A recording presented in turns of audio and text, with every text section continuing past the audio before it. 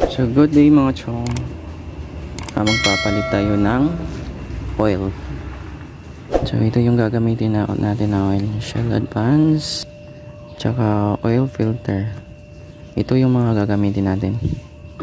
Meron tayong sukatan, tapos imbudo, tsaka yung pangtanggal natin ng drain plug sa baba. Yan. Then magpapalit din tayo ng oil filter tsaka yung lagyan ng ating oil. Let's go.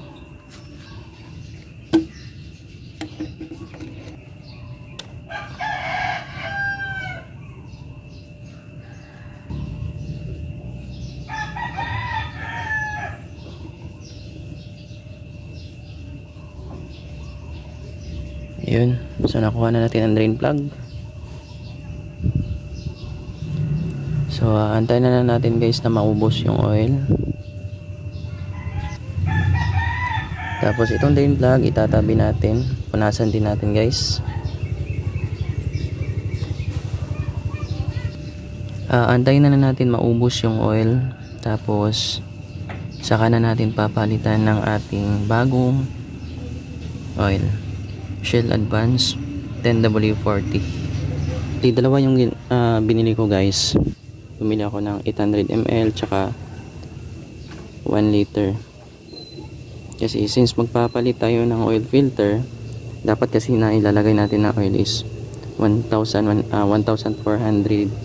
ml. Ayun.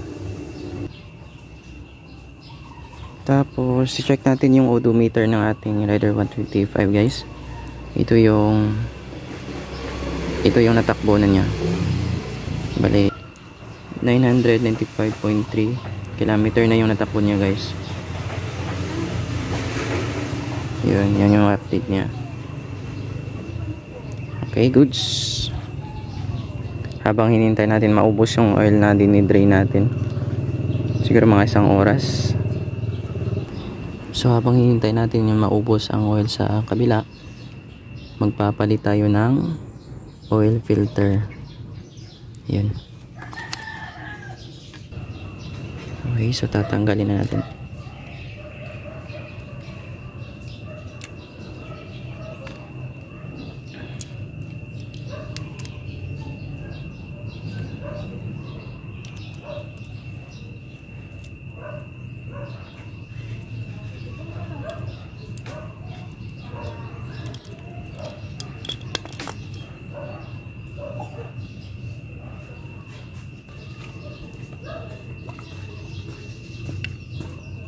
So yun, natanggal na natin guys. So wag nyo hayaan ito mawala guys. And then yung oil filter natin, ayun. Okay, goods. Kuha tayo ng basahan.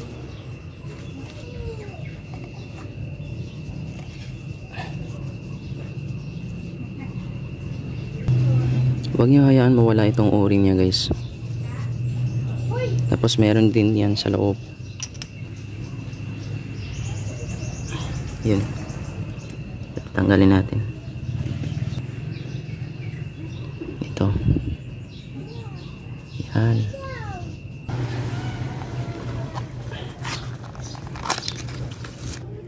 Oil filter guys. Tapos balik na to ang oil ring dito sa sulod.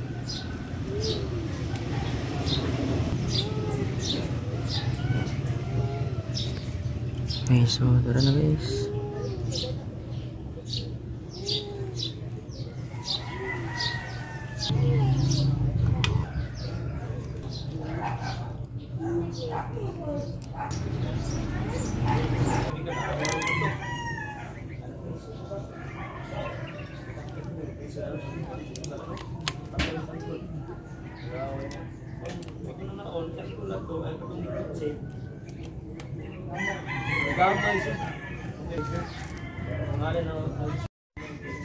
Tapos balik na to ang drain plug.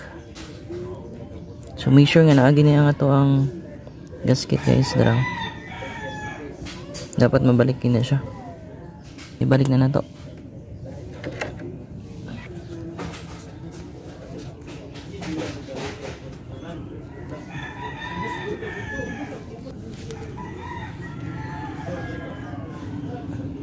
Sakto lang ang ato ang pagbuot, guys.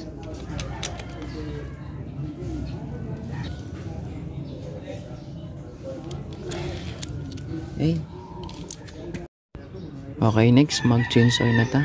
Tanggalan na to ang iyahang taklog, guys. So, gamit ng taog, trapo, and then long nose or plier. Ayun.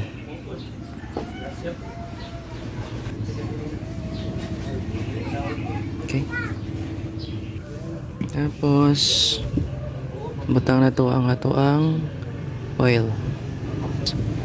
So recommended ni Suzuki is 10W40 synthetic base ni siya, motorcycle oil 40. Okay, so 1 liter ni guys, i-route na to. Then napod tay 800 ml.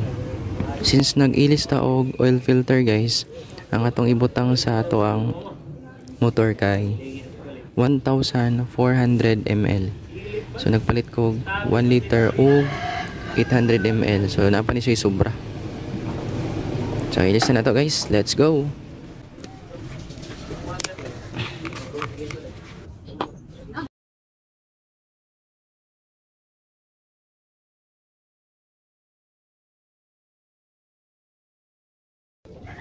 Tapos 400 ml. So natay stock sanan, guys. 400 ml ang atong idungag kay nang ilis man ta og oil filter.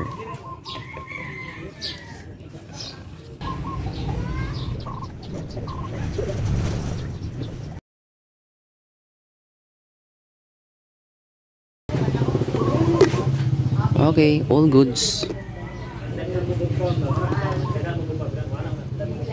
Okay, so napatay 400 ml nga nabilin, guys. Ang palito na nato next change oil is 1 liter na lang, then 400 ml. Balik na nato ang iyahang taklog.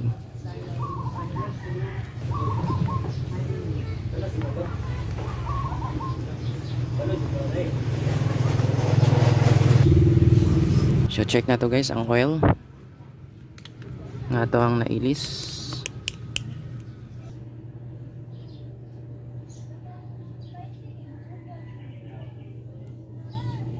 Yun. So try na patuyo ko ng ligid sa daan bago ito siya i-start.